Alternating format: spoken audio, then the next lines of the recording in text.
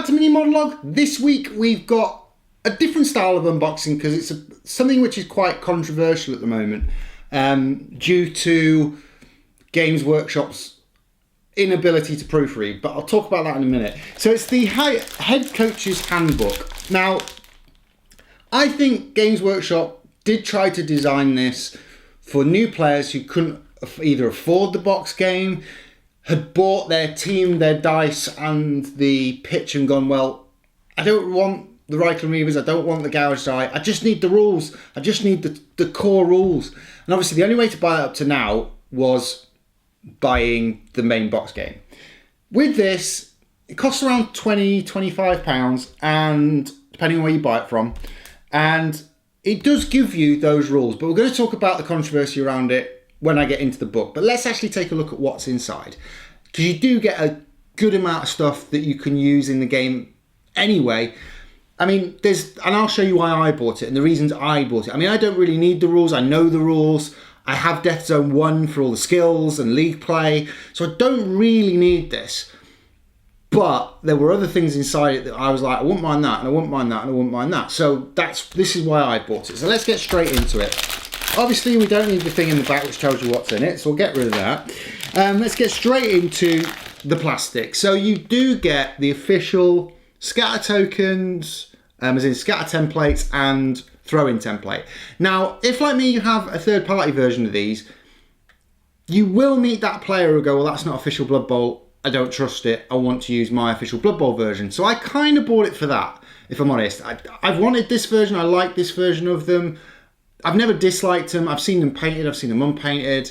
But it's nice to have an official one as well as my old castle ones. So I can, I have several then. I can always have one in one bag, one in another bag, and then I never forget them as well, which is another thing, notorious for forgetting stuff, going to both tournaments and one thing or another. So that's one reason why I bought it, was the templates.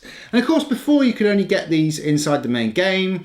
So for new players who don't know about all this stuff, they're brand new to Blood Bowl, they've got their team, they're really excited, they've got their pitch, which is linked to their team, and they've got their dice, and they're raring to go, and then someone goes, but you haven't got any of these. Now they're available separately. Well, kind of separately, obviously, in this pack. Next up, we have something else that was only available in the book main game, which is a roster sheet set. Now, I've wanted these because they're really useful for writing one up to give to someone else when you're playing in either tournaments. I tend to put mine on a computer anyway, so I can update it quicker and easier, and I like to keep a record of all my teams that I use. But at the same time, I think this is quite good. I used to use Little Army Designer quite a lot, but the problem is they haven't got the new positionals for the team I'm currently using, which is Halflings. So I've used a template in Excel, but I will be using these to hand to my opponents and writing all the information in and go, there you go. You get, I don't know, maybe 100 of those on a pad, but it's nice to have the official ones. So that's another reason I bought it. Now, the next item was something that I thought, well, I won't need this. I've already got one of these, which is a cheat sheet from the rulebook. But in looking at it, it's a little bit more advanced than the standard cheat sheet you get in the game, in the box game, because it has a couple of extras in it. Obviously, it has the weather table, kickoff table, sequence of play, which is all on the original. But it's also got more or less every rule, and also post-match actions as well. So, earning star player points, improvement rolls, casualty table, all that kind of stuff is on here, which wasn't on the old one. It also includes the passing chart, which again wasn't on the old one. So I think Games Workshop have listened to the feedback surrounding that item in the box game. So I think this gives you slightly more info. Obviously, it gives you all the stuff it had on the original, but there's just some nice added extras. Winnings table, fan factors, things like that, going for it. Gives you the bog basic rules without having to dip into a rule book. So I'll be swapping mine out because I have one from the original box game that a friend gave me, but I think I'll be swapping it out for this one. So that's a cool thing inside it. This was another set of things that I really liked and wanted, was tokens. Now, the only thing I'd say about this is, why didn't Games Workshop do them in plastic? It probably would have shot up the price, and I appreciate they would have probably shot up the price, but there's a lot of third-party people out there that make these, but there's a lot of them that they vary in price. I mean, I've got a few, but I haven't, for example, got a prone and stunned one, which I kind of been after for a while. I know Chaos Factory are doing a series of them, and I also know that Charlie Victor, who we've sort of looked at on the channel before, we've looked at their Coins of Corruption on the channel before, that'll pop up in the corner in a minute. Duncan from Charlie Victor is doing a human token set in the new year on Indiegogo, so I'll pop a link down below for his Facebook page. Do go check it out if you're a Reichland Reaver or a Humans player.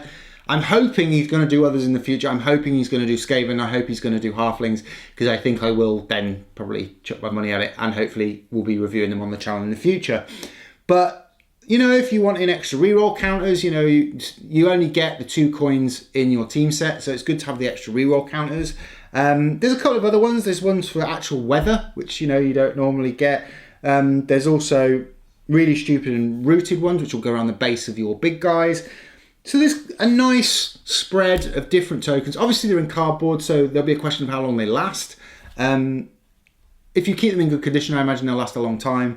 But it does beg the question of why they didn't do them in plastic. I mean, they've done the throw-in templates. Why not just do the others in plastic and bump up the price? I don't know.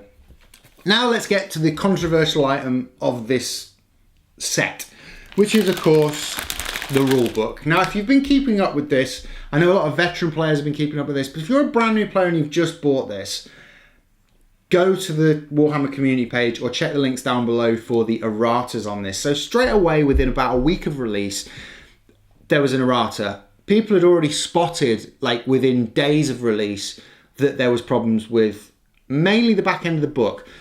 On a first glance, I've had a quick flick through, and most of the rules seem sound. So most of the rules are in there. It pretty much pulls in Death Zone issue 1 as well, with pretty much all the skills in there. There's all 84 skills in there, which is good.